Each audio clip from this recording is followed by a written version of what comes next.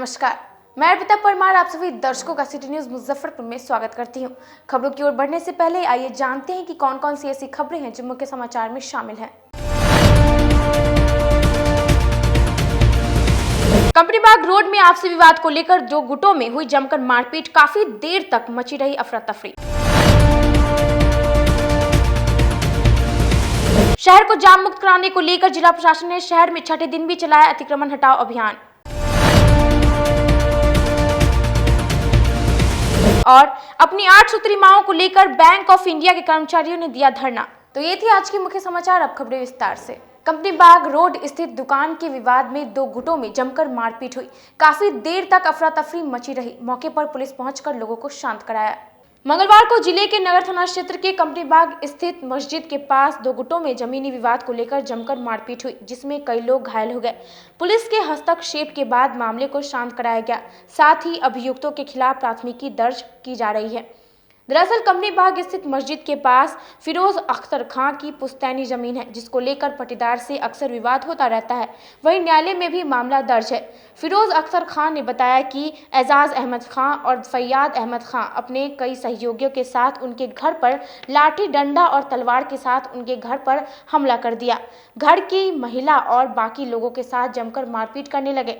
उसके बाद घर में भी तोड़फोड़ किया, साथ ही घर से काफी कीमती चीजें भी उठाकर ले गए। वहीं फिरोज अख्तर खान को केस उठा लेने की धमकी भी दिया। केस नहीं उठाने पर जान से मारने की भी धमकी दी गई। फिरोज अख्तर खान ने नगर थाना में प्राथमिकी दर्ज करवाया है। पुलिस मामले की छानबीन कर रही है। घटना ऐसा है कि जिस जगह पर ये घटना हुई वो जगह मेरी है, इनका सिर्फ कब्जा है और उस पर मुकदमा ऑलरेडी मुजफ्फरपुर न्यायालय में चल रहा है और ये लोग ज़बरदस्ती आकर के उस पर कब्जा करके दूसरे को देना चाह रहे थे। इसको किसी दूसरे आदमी के हाथ से उसको बेच दिया। अब बेचने वाले होते कौन हैं? चीज़ मेरी है, मुकदमा चल रहा है, फाइनल नहीं हुआ। जब फाइनल होगा आपका होगा आप लीजिएगा, मेरा होगा हम लेंगे, बस यही इसकी बात है। और ज़बरदस्ती लोग जबरदस्ती करता है आकर के। आज क्या हुआ? आज मारपीट हुआ, हाथापाई हुआ, हाथ कट गया, सर फट गया, चोट लग गया। किनसे ये झगड़ा हो रही है? ये हमारा पट्टीदार है एजाज अहमद खान और 2-4-10 आदमी को लेके आया, जिसमें गुंडा था, मवाली था, क्या था, हम उसको पहचानते भी नहीं है कौन था क्या था। और किस बात को लेकर विवाद है? बात यही हुआ कि ये जगह हम कब्जे में लेकर किसी और को देना चाहते हैं। तो भाई क्यों दीजिएगा आप किसी और को? भाई ये चीज़ हमारी है, मुकदमा चल रहा है, इस पर मुकदमा भी क्लियर नहीं हुआ है, आप कैसे दे देंगे किसी और को? उसी यही बाती में हाथापाई हो गया और मारपीट चोड़ दी 3 आदमी। अभी कहाँ हैं? ये अभी कहाँ हैं? अभी हम थाने में हैं, रिपोर्ट यहाँ FIR करने के लिए आए हैं। क्या नाम है आपका? मेरा नाम फिरोज अहमद खान है। शहर को जाम मुक्त कराने को लेकर छठे दिन भी जिला प्रशासन ने सरियागंज चौक से लेकर बनारस बैंक चौक तक अतिक्रमण हटाओ अभियान चलाया। मंगलवार को छाता बाजार चौक से बनारस बैंक चौक तक अतिक्रमण की शिकायत पर छठे दिन भी अतिक्रमण हटाओ अभियान निगम की ओर से चलाया गया। पूर्व के चेतावनी के बाद भी अतिक्रमण नहीं हटाने वाले पर निगम का बुलडोजर चला। इस अवैध निर्माण और झुग्गी झोपड़ी को भी तोड़ा गया। ठेला और गुमटी लगाकर दुकानदारी करने वाले दुकानदारों को दोबारा दुकान नहीं लगाने की चेतावनी भी दी गई। वहीं सड़क पर भवन निर्माण सामग्री रखने वालों को नोटिस भी दिया गया। अपर नगर आयुक्त विशाल आनंद ने बताया कि डीएम का सख्त आदेश है कि किसी भी सूरत में अतिक्रमण मुक्त अभियान में सुस्ती बर्दाश्त नहीं की जाएगी। आज हम लोगों ने DN हाई स्कूल के आसपास का जो क्षेत्र है उसमें हम लोगों ने अतिक्रमण अभियान शुरू किया है और उसके आसपास काफ़ी क्षेत्र में हम लोगों ने दुकान का भी जो भी अतिक्रमण क्षेत्र में जो अनवांटेड सामान लगे हुए थे, दुकानें लगी हुई थी, उसको हम लोगों ने तोड़ा है। ये लगातार हम लोग कार्रवाई कर रहे हैं। बहुत जल्द अब वैसे एरिया को भी हम लोग कवर करेंगे जिस जगह पे हम लोगों ने पूर्व में अतिक्रमण हटाया था और जो शिकायतें मिली हैं कि दोबारा वहाँ लोग फिर से अतिक्रमण लगा दिए हैं, तो निश्चित रूप से उन लोग के विरुद्ध भी हम लोग दोबारा कार्रवाई करेंगे। शादी का झांसा देकर एक युवक ने एक युवती के साथ यौन शोषण किया। मामला सामने आने के बाद महिला थाना की पुलिस ने युवक को गिरफ्तार कर जेल भेज दिया। बेनीबाद ओपी क्षेत्र के एक गांव में 7 दिनों तक 10वीं की छात्रा के साथ दुष्कर्म का मामला प्रकाश में आया है। छात्रा के परिजन जब आरोपित पर शादी करने का दबाव बनाया तो युवक ने शादी करने से इनकार कर दिया। मामले में जब पंचायत हुई तो आरोपित युवक के परिजनों ने पंचायत में छात्रा व उसकी मां को जलील कर दिया। मामले में सोमवार की शाम पीड़िता अपनी मां के साथ महिला थाना पहुंच FIR दर्ज करवाई। दर्ज प्राथमिकी में गाँव के ही मोहम्मद अरमान पर आरोप लगाया गया है कि शादी का झांसा देकर लगभग 1 सप्ताह तक यौन शोषण किया। इधर प्राथमिकी दर्ज होने के बाद महिला थाना की पुलिस ने कार्रवाई करते हुए सोमवार की देर रात आरोपी मोहम्मद अरमान को गिरफ्तार कर लिया। पूछताछ के बाद महिला थाना की पुलिस ने मंगलवार को न्यायालय में प्रस्तुत कर जेल भेज दिया। मामले में छात्रा ने पुलिस को बताया कि 6 माह पहले पर्व के दौरान आरोपित से मुलाकात हुई थी। उसकी मां जब रिश्तेदार के यहाँ चली गई तो आरोपित युवक ने उसके साथ 7 दिनों तक यौन शोषण किया और जब शादी की बात कही गई तो उसने इनकार कर दिया। इधर कुछ दिनों से आरोपित के द्वारा फोन से धमकी भी दी जा रही थी। मामले में महिला थाना की पुलिस संवेदना कुमारी ने बताया कि छात्रा के द्वारा लिखित शिकायत के बाद मामले की छानबीन की जा रही है। फिलहाल आरोपित युवक मोहम्मद अरमान को गिरफ्तार कर लिया गया है। पूछताछ के बाद आज न्यायालय में प्रस्तुत कर जेल भेज दिया जा रहा है। ये शादी का झांसा देकर यौन शोषण का आरोपी है जिसे बीती रात गिरफ्तार किया गया है और अभी इनका मेडिकल करवा के और माननीय न्यायालय में इनको उपस्थित प्रस्तुत किया जा रहा है। कहाँ का मामला है? ये बेनीबाद का मामला है, ग्राम बेनीबाद, थाना गायघाट। कितने दिनों से कर रहा था मैम? ये पिछले 1 वर्ष से पीड़िता के अनुसार पिछले 1 वर्ष से उसका यौन शोषण कर रहा था। नगर निगम टिपर घोटाला मामले में कई अधिकारियों पर निगरानी की लटकी तलवार, देखिए रिपोर्ट। टिपर घोटाले का जिन एक बार फिर से निकल कर आ रहा है। 9 अक्टूबर 2017 को मारीपुर के तिरहुत ऑटोमोबाइल, कुरुक्षेत्र हरियाणा के new Bharat engineering solid waste management private limited और पाटलिपुत्र पटना के मेटर्स मौर्य मोटर्स प्राइवेट लिमिटेड ने मांग लिया था। 17 अक्टूबर को टेक्निकल और वित्तीय बिड को खोला गया तो तिरहुत ऑटोमोबाइल के 7,65,999 रुपए के बजाय मीटर्स मौर्य मोटर्स प्राइवेट लिमिटेड को बिना मेंटेनेंस के प्रति टिपर 7,77,000 होने के बावजूद मौर्य मोटर्स को आपूर्ति का आदेश दे दिया गया। इसके खिलाफ तिरहुत ऑटोमोबाइल के प्रोपराइटर्स के निगरानी में शिकायत दर्ज कराई गई। शिकायत के बाद मौर्य मोटर्स द्वारा नगर निगम को राशि लौटा दी गई, परंतु अब तक सभी auto tippers Indira Priyadarshini park में ही पड़ी है।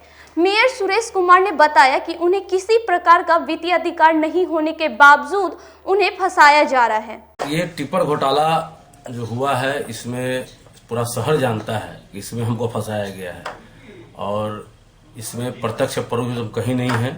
सुप्रीम कोर्ट से हमको बिल मिली हुई है। और रही बात कि ये रंगनाथ चौधरी जो भी बात वक्तव्य दिए हैं उन पर हमको कोई टिप्पणी करना नहीं है, इसमें कोई भूमिका नहीं है। बस यही कहना है। कंपनी को जो पेमेंट किया गया था वो मौर्य मोटर्स ने वापस भी कर दिया निगम को। हाँ, ये जानकारी, अब घोटाले की बात कहाँ से? ये जानकारी मिली है कि 1,52,00,000 रुपया जो भुगतान किया गया था मौर्य मोटर को, वो मार्च में ही उसने नगर निगम को पैसा वापस कर दिया है। ये जानकारी हमको है, व्याप्त मीडिया में भी आया था। और अब ये वित्तीय मामला तो बनता है कि नहीं बनता है तो कोर्ट में संज्ञान में है, कोर्ट संज्ञान में है। क्या मेयर को वित्तीय अधिकार है? मेयर कोई वित्तीय अधिकार नहीं है। LS कॉलेज परिसर में गांधी शांति प्रतिष्ठान के सदस्यों ने कृषि कानून के विरोध और किसान आंदोलन के समर्थन में 1 दिवसीय उपवास किया। LS कॉलेज परिसर स्थित राष्ट्रपति महात्मा गांधी की प्रतिमा स्थल पर गांधी शांति प्रतिष्ठान के सदस्यों ने नए कृषि कानून के विरोध और किसान आंदोलन के समर्थन पर 1 दिवसीय उपवास तथा मौन सत्याग्रह किया। इस दौरान प्रतिष्ठान के सभी सदस्यों ने अपनी मुंह पर काला पट्टी बांधकर सरकार का विरोध किया। प्रतिष्ठान के अध्यक्ष ने कहा कि सरकार द्वारा नए कृषि कानून जो लागू किया गया है वह किसानों के लिए काला कानून है। आज का यह कार्यक्रम गांधी शांति प्रतिष्ठान मुजफ्फरपुर इकाई के द्वारा आयोजित किया गया था और इसका उद्देश्य था, भारत सरकार ने जो 3 कृषि कानून बनाए हैं, गांधी शांति प्रतिष्ठान की ये सोच है कि ये तीनों कानून किसान विरोधी हैं और किसान सड़कों पर हैं पिछले 15 दिनों से उनके साथ एकजुटता प्रकट करने के लिए आज यह उपवास और मौन का कार्यक्रम था, जो 10 बजे पूर्वाह्न प्रारंभ हुआ था और अभी 3 बजे ये समाप्त हो रहा है। हम भारत सरकार से अपील करते हैं कि लोकतंत्र में जन दबाव का महत्व होता है। कभी भी लोकतांत्रिक व्यवस्था में जो सरकारें होती हैं, उनको जो जनता की इच्छा होती है उसका पालन करना होता है, नहीं तो फिर राजतंत्र या फिर कोई दूसरे किसी तंत्र में परिवर्तित हो जाता है। इसलिए हम लोग उम्मीद करते हैं कि किसानों की जो मांग है, और उसमें सबसे बड़ी मांग जो है, जो आज़ादी के 70 वर्षों में अभी तक नहीं मिली है, वह है कि न्यूनतम समर्थन मूल्य, जिसको MSP हम कहते हैं, MSP का कानूनी अधिकार भारत सरकार को देना ही होगा, क्योंकि अब किसान जग चुका है और किसान को जो इन 70 वर्षों में उसको लॉलीपॉप देकर और उसको आत्महत्या के लिए आप मजबूर करते रहे हैं, किसान अब इस बार निश्चित रूप से MSP की गारंटी और कानूनी गारंटी उसकी लेके रहेगा। रेड क्रॉस सभागार में सीनियर सिटीजन काउंसिल की कार्यकारिणी की हुई बैठक, जिसमें कई अहम निर्णय लिए गए। रेड क्रॉस सभागार में प्रगतिशील सीनियर सिटीजन काउंसिलिंग की कार्यकारिणी की बैठक काउंसिलिंग के अध्यक्ष उदय शंकर प्रसाद सिंह की अध्यक्षता में की गई। बैठक के दौरान सर्वसहमति से निर्णय लिया गया, जो कार्यकारिणी का गठन किया गया है उसे पारित कर दिया गया। इसके अलावा प्रत्येक माह में 1 दिन का शिविर, स्वास्थ्य शिविर लगाने पर विचार किया गया। सीनियर सिटीजन के चुनाव पूर्व में हो गया था। आज कार्यकारिणी का जो भी सदस्य बने हैं उनको आमंत्रित करके उनसे सहमति लेके इस कमेटी का प्रगतिशील सीनियर सिटीजन का आगे प्रारूप कैसे किस आदमी का क्या जवाबदेही होगा, इसके लिए बुलाया गया है। और खास करके सीनियर सिटीजन लोगों को टेंशन ख़त्म करना और ये जो बीमारी चला हुआ है उससे भी बचने के लिए एक सलाह मशवरा हम लोग आपस में कर रहे हैं कि देहाती क्षेत्र में, शहरी क्षेत्र में प्रचार प्रसार कैसे करें कि इस कोरोना से हम लोग कैसे बचें और दूसरे को भी बचा दें। अब वक्त हो चला है एक छोटे से ब्रेक का, कहीं मत जाइएगा, देखते रहिए city news Muzaffarpur. Career achievers आपके विश्वास पर खरा उतरने वाला कोचिंग संस्थान है। हमारे यहाँ मेडिकल, IIT, JEE तथा फाउंडेशन की तैयारी भी कराई जाती है। इसके अलावे exclusive batch JEE mains, advance की भी क्लासेस चलाई जाते हैं। छात्र छात्राओं को 100% स्कॉलरशिप की भी व्यवस्था है। यहाँ से कितने छात्र छात्राएं सफलता की सीढ़ी चढ़ चुके हैं। Classes taken by top mentors, तो हमारे यहाँ अवश्य पधारें।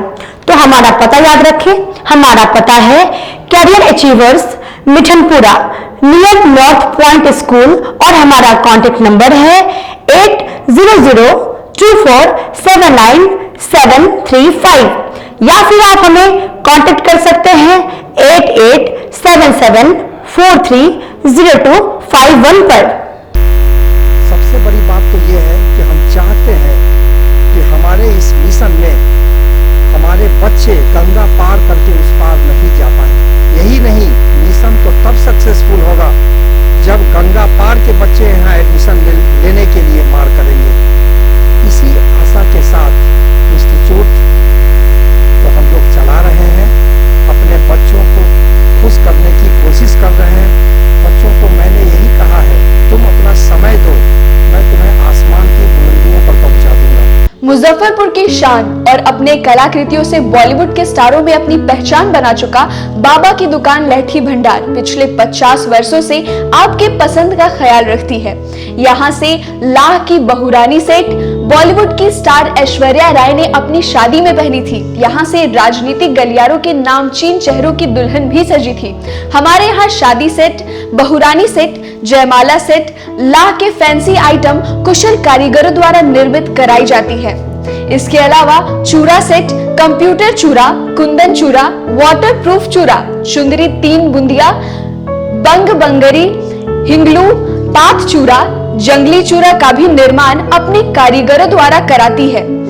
यही नहीं, लाह से बनी कान का टॉप्स, रिंग, नथ, गला का हार, मांग टीका, पेन स्टैंड, हाथी, बिछिया, ग्लास, करा भी बनाती है।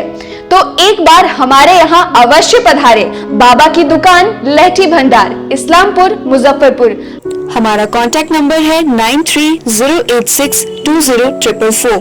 40-50 साल से जो हमारी दुकान है, ये बाबा की दुकान लहठी भंडार, समझे ना, पुश्तैनी हम लोग का काम ही है।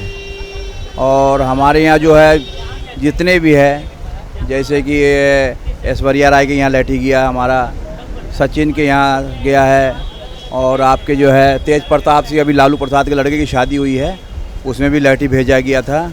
और हमारे यहाँ जो है ना बहुरानी सेट है, जैसे कि है कुंदन सेट है, और जैसे कि हम लोग जो डिज़ाइन जो है सेलेक्ट करते हैं, जो लगन के ऊपर जो है, जैसे कि कस्टमर का चॉइस देखते हैं हम लोग हैं, उसी टाइप से हम लोग जो है माल तैयार करते हैं। और कलर है मैचिंग, हमारे यहाँ सबसे विशेषता है कि हर तरह के लहंगे का जो है ना मैचिंग तुरंत हैंड टू हैंड हम लोग लगा के दे देते हैं। हम पढ़ाते नहीं, हम बच्चों में विश्वास जगाते हैं। Christ Jyoti international school, based on CBSE curriculum with coeducation. इस स्कूल में प्रत्येक विषयों के लिए अनुभवी शिक्षकों का समूह है। विद्यार्थियों को अलग से ट्यूशन पढ़ने की आवश्यकता बिल्कुल नहीं है। बच्चों को प्रत्येक विषयों के लिए अलग से अतिरिक्त कक्षाएं दी जाती हैं। साइंस और कंप्यूटर लैब की व्यवस्था के साथ उत्तम खेल कूद के लिए बड़ा सा कैंपस भी है। नर्सरी के बच्चों को खेल कूद की विधि से पढ़ाई जाती है। केंद्रीय माध्यमिक शिक्षा बोर्ड पर आधारित पाठ्यक्रम से कक्षा प्ले हाउस व नर्सरी से अष्टम वर्ग तक ये नामांकन प्रारंभ है। तो नामांकन के लिए तुरंत संपर्क करें। हमारा पता है Christ Jyoti international school, Dharmodaya स्थली, माधोपुर सुस्ता, मुजफ्फरपुर। के रूप में ज्वाइन किया क्राइस्ट ज्योति स्कूल को, और यहाँ की व्यवस्था, यहाँ के पेरेंट्स, सारे लोग पूरी तरह से बच्चों की पढ़ाई के प्रति जो केयरलेस थे, मैंने उन्हें जागरूक करने की कोशिश किया, और उस व्यवस्था को बदलने के लिए मैं हर संभव प्रयास करती हूँ। जहाँ तक हो पाएगा मैं इसे आगे बढ़ाऊँगी। इसे आगे बढ़ाना ही मेरा कर्तव्य है।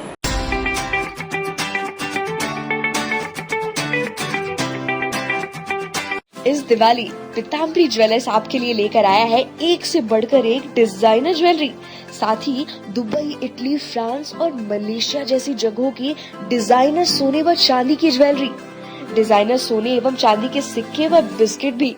तो आज ही आए पीताम्बरी ज्वेलर्स और अपनी मन पसंदीदा ज्वेलरी हॉलमार्क के साथ पाएं। और हाँ, साथ ही साथ फैंसी गिफ्ट आइटम्स भी उपलब्ध है।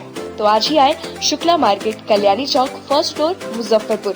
Mobile number 9431006737। पीताम्बरी ज्वेलर्स।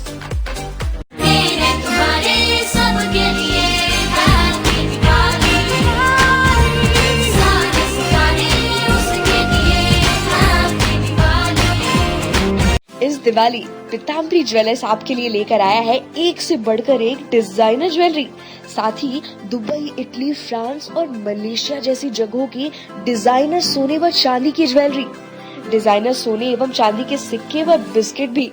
तो आज ही आए पीताम्बरी ज्वेलर्स और अपनी मन पसंदीदा ज्वेलरी हॉलमार्क के साथ पाएं। और हाँ, साथ ही साथ फैंसी गिफ्ट आइटम्स भी उपलब्ध है। तो आज ही आए शुक्ला मार्केट, कल्याणी चौक, 1st floor, Muzaffarpur. Mobile number 9431006737। Pitambari jewellers.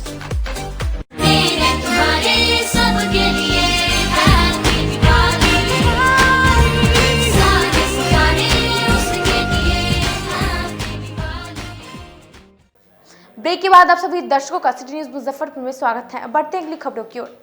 Mithanpura चौक स्थित बैंक ऑफ इंडिया के क्षेत्रीय कार्यालय परिसर में all India federation of bank of India employ union के सदस्यों ने अपनी विभिन्न मांगों को लेकर एक दिवसीय धरना दिया।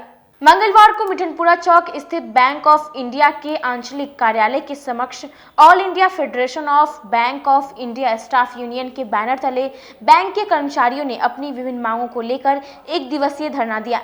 बैंक ऑफ इंडिया के कर्मचारियों का कहना था कि बैंक प्रबंधक के अड़ियल रवैये के कारण बैंक कर्मियों के 8 सूत्री मांगों को पूरा नहीं किया जा रहा है, जिसे लेकर कर्मियों में बेहद आक्रोश है। उन्होंने बताया कि उनकी मुख्य मांग है कि समुचित संख्या में स्टाफ की नियुक्ति, द्विपक्षीय समझौता का सम्मान, बैंक के लाभांश में कर्मचारियों का उचित शेयर और श्रम कानूनों में बदलाव बंद करना है। बैंक ऑफ इंडिया के आह्वान पर एक दिवसीय हमारा यह धरना का कार्यक्रम है। बैंक ऑफ इंडिया प्रबंधन जो है आज की तारीख में अड़ियल रवैया अख्तियार किया हुआ है।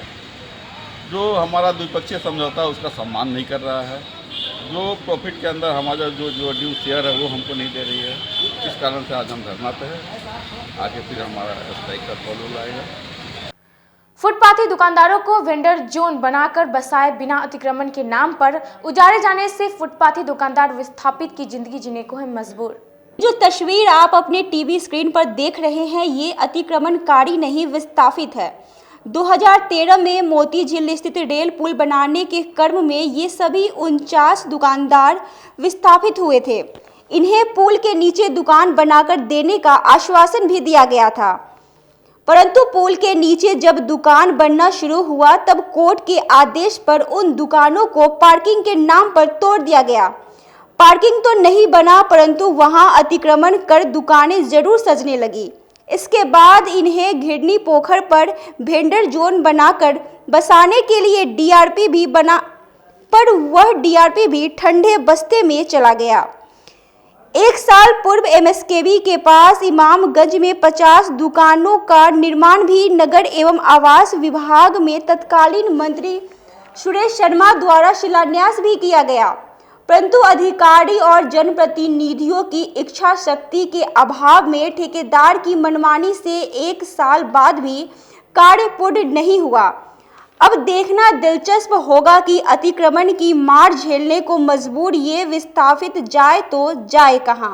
देखिए, सबसे पहले जब हम मेयर बने उस समय हम लोगों ने लक्ष्मी चौक पर जो MIT के जो बाउंड्री वाल है सो उससे अवस्थित जो जगह है खाली जमीन, वह लक्ष्मी चौक से लेकर बैरिया गोलंबर तक दाहिने साइड जमीन था, उस पर हम लोगों ने स्टैंडिंग में बोर्ड में पास किया था कि कम से कम वहां पर नगर निगम अपने द्वारा वेंडिंग जोन बनाए।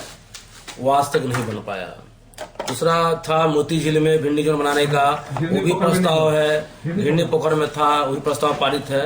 निगम प्रशासन द्वारा आज तक नहीं हुआ। हम लोगों ने स्टैंडिंग बोर्ड में हमेशा पास कर दिया था इस चीज को, क्योंकि जब तक रूम नहीं बनेगा तब तक निगम आमदनी कहां से होगी। ये राजस्व का मामला है। ये बनना चाहिए था। वेंडिंग जोन गरीबी जुड़ा हुआ था, वो बनना चाहिए था। तो मैं तो 3.5 साल होने जा रहा है, 4 साल होने जा रहा है, हम तो इसी चीज के लड़ाई लड़ रहे हैं कि भाई काम हो, काम नहीं हुआ। ये दुर्भाग्यपूर्ण है। दोषी कौन है इस? दोषी नगर निगम अधिकारी हैं। जो अधिकारी, हमारा काम होता है पास करना, कोई भी जनप्रतिनिधि काम होता है किसी चीज का पास करना, काम करने का काम अधिकारी का होता है। पास करने के शिलान्यास होने के बावजूद ठेकेदार द्वारा काम को डिले किया जा रहा है। वैसे ठेकेदारों पे अब क्या कार्रवाई की जाएगी? देखिए, इसके लिए भी समय समय पर मैंने पत्र लिखा है, माननीय मुख्यमंत्री को पत्र लिखा है, नगर आयुक्त को न जाने हम अनगिनत लेटर लिखा है कि भाई जब तक संवेदक, कोई भी संवेदक है काम लेता है और लेने के बाद उसमें लिखा रहता है उसके ये वर्क ऑर्डर में कि इतना समय में आपको कार्य को पूरा कर देना है, वो कार्य पूरा नहीं करता है तो उसके लिए संवेदक पर कार्रवाई करने का अधिकार अधिकारियों को ही है, न कि मेयर को है। वो अधिकारी उनको ब्लैक लिस्टेड या जो भी दंडनीय अपराध में दायरे में आता है, अगर उसको करते तो ऐसा नौबत नहीं आती। तो क्या ये मामला अगले स्टैंडिंग कमेटी के बैठक में उठाया जाएगा? अब कितना स्टैंडिंग उठाया, कितना इसको उठाया, अब तो उठाते समझिए एक तरह से अब हम मैंने पजल्ड हो गए हुए हैं। भाई मेरा काम है उठाना, मैं तो कहाँ चिट्ठी ने लिखा, अधिकारी के कान में जुगने देते हैं। इसी का तो लड़ाई लड़ रहे हैं हम लोग। भाई अधिकार है, मेरा अधिकार है आपसे पूछना, आपका काम है, अधिकारी है, आपका काम है करना। अधिकारियों और जनप्रतिनिधि की लड़ाई में जनता पीस रही है। हाँ, ये मानेंगे, हम मानेंगे, एकदम 100% सही बात है। अधिकारी और जनप्रतिनिधि की लड़ाई में जनता पीस रही है, लेकिन जनप्रतिनिधि का काम भी है कि जो सच्चाई है इसको स्वीकारे। हम शहर में बढ़ते अपराध को देखकर लगता है अपराधियों में पुलिस का भय समाप्त हो गया है। 2 दिन में 2 व्यवसायियों की हत्या के बाद भी पुलिस अपराधियों की पहचान भी नहीं कर पा रही है। बिहार में अब कानून या कानून के रक्षकों का नहीं बल्कि अपराध और अपराधियों का बोलबाला है। तभी तो लूट, हत्या और अपहरण जैसे घटना को बेखौफ होकर अंजाम दे रहे हैं। आए दिन राज्य के सभी जिले अपराध से खौफ खा रहे हैं, लेकिन सबसे अधिक दहशत में व्यापारी हैं। बात जिले की अगर करें तो बीते 24 घंटों में 2 व्यवसायी की हत्या की घटना सामने आई है। दोनों ही शख्स जिसकी हत्या हुई है दोनों ही व्यवसायी है। पहला मामला जिले के मीनापुर थाना क्षेत्र की है, जहां पानापुर ओपी क्षेत्र के रघईघाट पुल के पास 2 बाइक सवार 4 अपराधियों ने कार से सवार ईंट व्यवसायी की अंधाधुंध फायरिंग कर हत्या कर दी। मृतक की पहचान योगेंद्र राय के रूप में हुई है। योगेंद्र ईंट बालू का व्यवसाय करता था। रहने वाला पूर्वी चंपारण जिले के तेतरिया थाना क्षेत्र के नकरडेमा गांव का था। बीते रविवार को भतीजा की शादी में लौटकर पटना जा रहा था, लेकिन पटना से मुजफ्फरपुर के लगभग 2.5 घंटे के रास्ते में ही अपराधियों के निशाने पर आ गया और मौके पर ही उसकी मौत हो गई।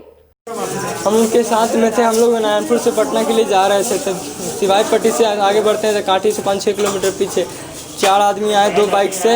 हम लोग कार में थे, आगे ट्रक आए, ट्रक का कारण थोड़ा स्पीड धीरा हुआ, इसके कारण वो लोग आए, सामने से शीशा डाउन करवाया और गोली मार के चल दी। हम लोग चौहार से जा रहे थे, स्कॉर्पियो से थे। कितने की संख्या में आए? 4 की संख्या में थे। कितने बाइक था?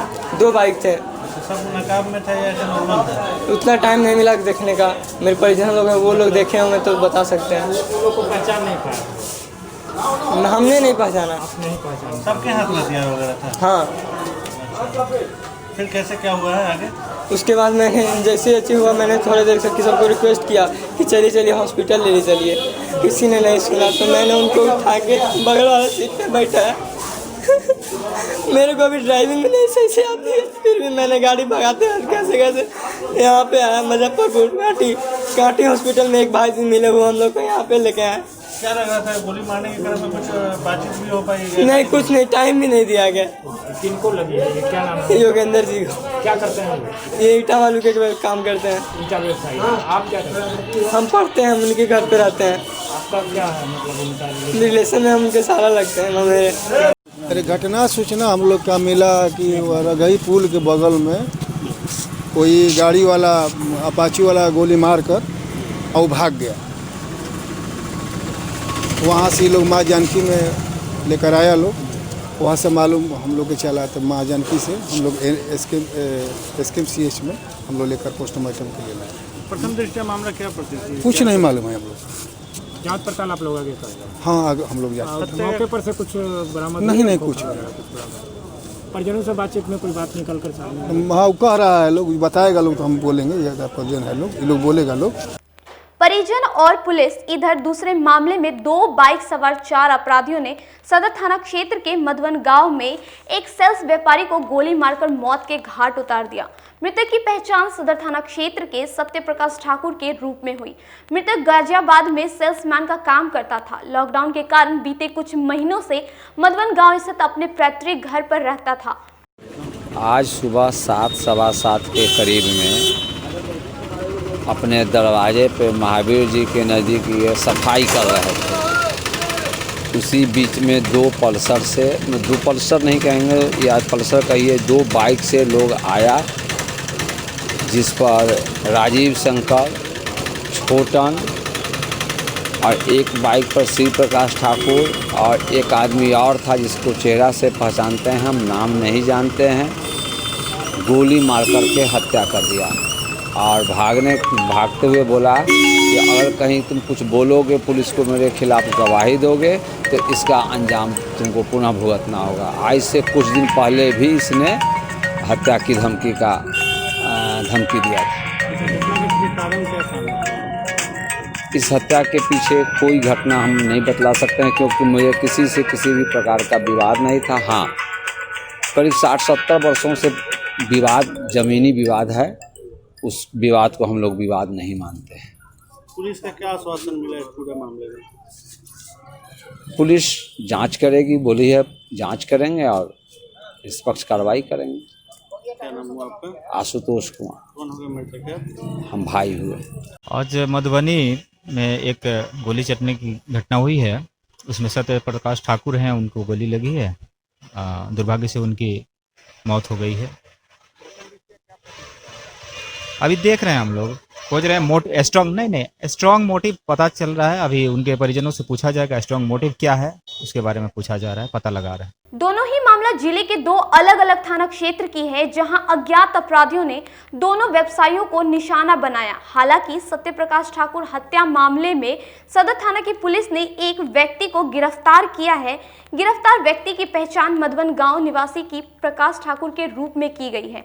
बताया जा रहा है कि इस हत्याकांड में इसके पुत्र गिरिजानंद ठाकुर समेत 4 लोग शामिल थे, जिसकी गिरफ्तारी को लेकर पुलिस के द्वारा लगातार छापेमारी की जा रही है। ऐसे में सवाल उठता है कि जिले के व्यवसायी कब अपने आप को सुरक्षित महसूस करेंगे। बिहार आंगनबाड़ी कर्मचारी संघ के सदस्यों ने अपनी विभिन्न मांगों को लेकर शहीद स्मारक स्थल पर बैठक कर कई अहम निर्णय लिए। मंगलवार को बिहार आंगनबाड़ी कर्मचारी संघ के जिला महासचिव प्रतिभा कुमारी के नेतृत्व में आंगनबाड़ी सेविका और सहायिकाओं ने शहीद स्मारक स्थल पर बैठक कर सरकार के ओटीपी का बहिष्कार और सभी प्रखंडों में एक समान राशि उपलब्ध कराने को लेकर बैठक की। आंगनबाड़ी सेविकाओं को ओटीपी के माध्यम से पोषाहार वितरण करने में परेशानी हो रही है। वहीं पोषाहार के वास्तविक लाभुकों को लाभ नहीं मिल पा रहा है, इसीलिए ओटीपी को समाप्त कर पोषाहार वितरण करने की अनुमति दी जाए। इस पर बैठक में निर्णय लिया गया। हम लोग आज बैठक इसलिए रखे हैं कि ओटीपी की समस्या आ रही है कि हर जगह ओटीपी लाभुक को देना है और सेविका उसी को देगी जिसका ओटीपी आएगा। हम लोग विरोध कर रहे हैं कि सभी को मिलना चाहिए। ओटीपी के माध्यम से हम लोग नहीं दे पाएंगे क्योंकि सभी का ओटीपी नहीं आ रहा है और मोबाइल भी सबका खराब है। 90% मोबाइल खराब हो चुका है, जिसको लिखित हम पहले भी दे चुके हैं। फिर भी हम लोग को बार बार प्रताड़ित किया जाता है ऑफिस से कि ओटीपी कीजिए और उससे लाभार्थी को दीजिए, जबकि लाभार्थी की संख्या ज्यादा है और ओटीपी कहीं 10%, कहीं 15%, कहीं 20% आ रहा है, जिसके कारण हम ओपीटी का बहिष्कार करते हैं और हम लोग ओटीपी नहीं करेंगे। जब तक ओटीपी खत्म नहीं हो हम लोग पैसा की निकासी नहीं करेंगे और वितरण हम लोग नहीं करेंगे। नए कृषि कानून के समर्थन में देशव्यापी जागरूकता अभियान की शुरुआत भाजपा के राष्ट्रीय मंत्री सह बिहार भाजपा के प्रभारी हरीश द्विवेदी ने मंगलवार को जिले से की। मंगलवार को मिठनपुरा स्थित एक निजी होटल के सभागार में भाजपा के राष्ट्रीय मंत्री सह बस्ती के सांसद हरीश द्विवेदी ने प्रेस वार्ता कर बताया कि विपक्ष कृषि कानून पर भ्रम फैला रही है। एक तरफ केंद्र सरकार द्वारा लगाए गए नए कृषि कानूनों को लेकर किसान विद्रोह कर रहे हैं, वहीं किसानों में फैले भ्रम को भारतीय जनता पार्टी द्वारा हर विधानसभा क्षेत्र में चौपाल लगाकर इस कानून का फायदा किसानों तक पहुंचाने का निर्णय लिया गया है। साथ ही उन्होंने कहा कि हर किसानों को 100% खुश नहीं रख सकता। जो खुश नहीं हो सकते वह ना खुश रहें। ये पूरे देश में मोदी सरकार ने किसानों के हित में कई महत्वपूर्ण निर्णय लिए हैं। उसी संदर्भ में किसानों की आमदनी बढ़ाई जाए, किसानों को अधिकार दिया जाए, किसानों को सुविधाएं दी जाएं, उस दृष्टि से हमने किसान बिल पास किया है। उसको लेकर के कुछ विरोधी दल के लोग देश में एक माहौल बनाने का प्रयास कर रहे हैं। उस संदर्भ में किसानों के बीच में जाकर के भारतीय जनता पार्टी पूरे देश में और बिहार में सभी विधानसभाओं में किसान चौपाल के माध्यम से, किसान सम्मेलन के माध्यम से हम अपनी बात किसानों के बीच में रख रहे हैं और बिल की सही जानकारी, बिल में जो व्यवस्थाएं किसानों के लिए की गई उसकी सही जानकारी देने का काम हम लोग कर रहे हैं। बीजेपी कहीं ना कहीं डरी हुई है कि नहीं, बीजेपी कहीं नहीं डरी हुई है। हम अपनी बात उत्तर प्रदेश से आना पड़ रहा है। नहीं, मैं यहाँ का इंचार्ज हूँ। मेरी जिम्मेदारी यहाँ पर हाँ नहीं, मैं बिहार यहाँ सांसद भी हूँ बस्ती से और बिहार का सह प्रभारी हूँ, राष्ट्रीय पदाधिकारी हूँ। तो राष्ट्रीय पदाधिकारी नाते मैं कहीं जा सकता हूँ। बीजेपी एक नेशनल पार्टी है तो मेरी जिम्मेदारी, इसलिए मैं यहाँ पर हूँ। बिहार के लोग उत्तर प्रदेश में गए हैं। अच्छा, 2 पॉइंट पर ज़्यादा बवाल हो रहा है। जो आवश्यक वस्तुओं का संशोधन, उसमें कहा जा रहा है कि कालाबाजारी बढ़ जाएगी और जो अन्य राज्यों की बात होती है कि वहाँ भी आप जाकर बेच सकते हैं, तो संगठनों का कहना है कि हमारे लोकल मंडी जो होंगे वो ध्वस्त हो जाएंगे, कॉरपोरेट घराना इसमें घुस जाए। नहीं, देखिए, हमारा इसके पीछे जो मकसद है, सरकार की जो मंशा है, वो मंशा ये है कि किसानों को जहाँ पर अधिक मूल्य मिले, जहाँ पर उसका फ़ायदा हो वहाँ पर जाकर के वो बेच सकते हैं। उसमें मंडियों में कोई परिवर्तन नहीं होगा, मंडियाँ यथावत रहेंगी, एमएसपी यथावत सरकार हमेशा बनाए रखेगी।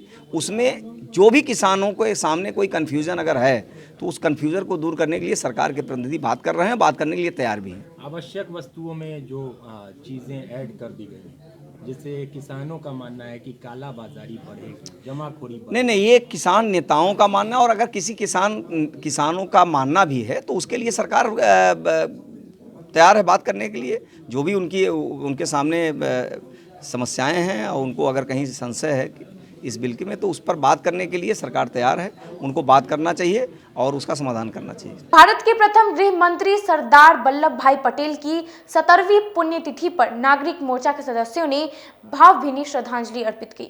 मंगलवार को महान स्वतंत्रता सेनानी, भारत के प्रथम गृह मंत्री, लौह पुरुष सरदार वल्लभ भाई पटेल की 70वीं पुण्यतिथि पर पानी टंकी चौक स्थित सरदार पटेल की आदमकद प्रतिमा पर माल्यार्पण कर नागरिक मोर्चा के द्वारा मनाई गई। मोर्चा के संस्थापक महासचिव मोहन प्रसाद सिन्हा ने बताया कि भारतीय स्वाधीनता संग्राम के इतिहास में सरदार वल्लभ भाई पटेल मील का पत्थर थे। संयुक्त भारत आज उनकी ही देन है।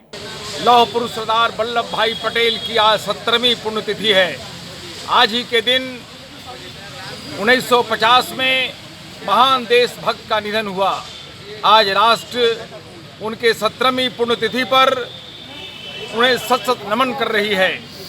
नागरिक मोर्चा की ओर से मुजफ्फरपुर में स्थापित विराट प्रतिमा पर शहर के गण्यमान्य लोगों सहित सभी नागरिक मोर्चा के कार्यकर्ताओं ने सरदार वल्लभ भाई पटेल की प्रतिमा पर माल्यार्पण अर्पित कर देश की एकता और अखंडता की रक्षा के लिए हर कुर्बानी देने को संकल्प लिया। आज सबसे महत्वपूर्ण बात है कि बारडोली सत्याग्रह के कारण महात्मा गांधी ने वल्लभ भाई पटेल को सरदार की उपाधि दी थी। आज किसानों के हित में काम करना और किसानों का मान और सम्मान की रक्षा करना, उनके हित के लिए सरकार को प्रयत्नशील होना चाहिए और उनके लिए कार्य करना चाहिए।